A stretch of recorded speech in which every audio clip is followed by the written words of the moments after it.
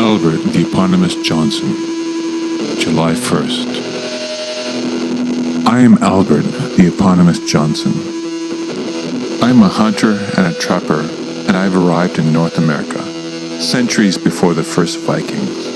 Those hurtin' herders of fish and spears and shields with their primitive gods and cultural ornatalities and abstractions.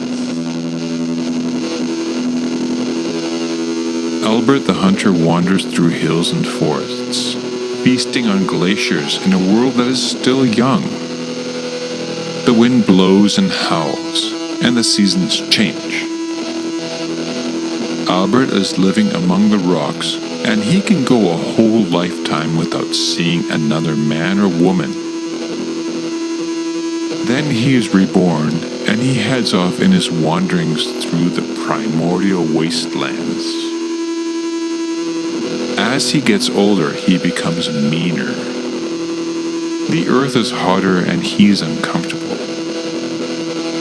He knows he must kill to get out of his head. But if he kills himself, he won't be able to complete his mission. He must kill another. He finds another trapper and, in his madness, he, Albert Johnson, kills the trapper. He takes a bite of the flesh of his wrist, but he's repulsed by it. He takes what little money he can find on the body and runs away. The world of this life is over for Albert now. He was once in a town of people, all of them called Albert Johnson. He could move silently there, hiding from people as he felt need to, either hiding in plain sight or concealing himself. Life is long now, if it is not short. But now life is over, for he is running from his hunters. The only thing with more persistence than the Great North is his will to survive. And the only thing that might be greater than that is the will of his hunter to capture him. He sees his bones bleaching on the Arctic plateau, so he makes a pledge to live on and to survive. And he will be renamed after he has been named. The bullet comes. It shatters his skull. Albert Johnson is no more. For revenge comes before survival. But what will now go on in the place of the Albert Johnsons of posterity and post-Diluvian existences? The world is a lovely place, and there are naked visions dancing in front of our odd illusion. Albert Johnson is reborn as Clyde Harkins, still in the Northwest Territories, where he learns how to live and survive, but also to question everything that he knows. His knowledge will never be complete until he knows how he ever got to be Clyde Harkins. He knows from a dream that he was once Albert Johnson. Then he moves from Albert Johnson to Clyde Harkins in mid-sentence, and so he changes his name from Clyde to Albert, from Harkins to Johnson, and he takes himself a wife called Annette. They live their lives in a cabin in the middle of nowhere, a place where Albert can do his hunting and trapping in silence. He talks not to his wife, not even to his neighbors, the closest of which lives 100 miles to the north, until he knows he's ready to confess. One day in town, Albert picks a fight with someone who makes him sick, and he kills that man stone dead. On the way out of town, he stops to shoot a dog. He takes the dog with him, skins it, and gives the pelt to his wife as a gift. Waiting in his cabin for the revengers to arrive, he whittles a stick into some sort of fantastic figure. not certain what he has created. He hurls it into the snow.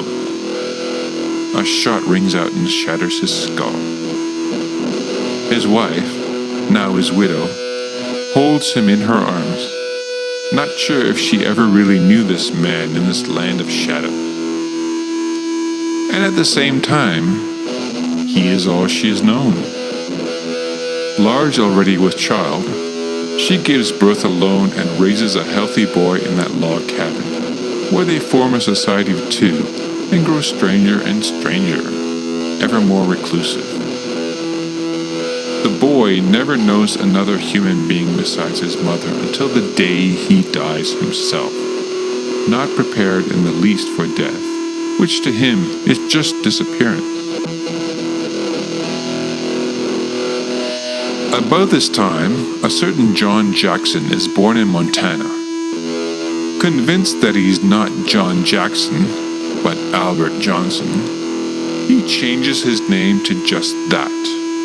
And Albert Johnson is once again on the loose in his old stomping ground. He sees what is happening, and he knows that he is a powerful force. He follows himself out of himself, and he is Albert Johnson of the gods. There is a powerful beauty in the northern lights that cannot be understood. The heat of the day, combined with the cold of the winter nights, all play a great effect on him. And the final weeks of the coldest winter ever are welcomed with great enthusiasm. Albert Johnson is there at the celebration of summer, but he is also the cold and wishes that it was winter again. And so, when winter comes, Albert becomes drunk at a town hall and causes a fight with one of the young men dancing with his new girl there. There is no reason for a fight, but there's murder that night in the town, and it is Albert Johnson that they are hunting again.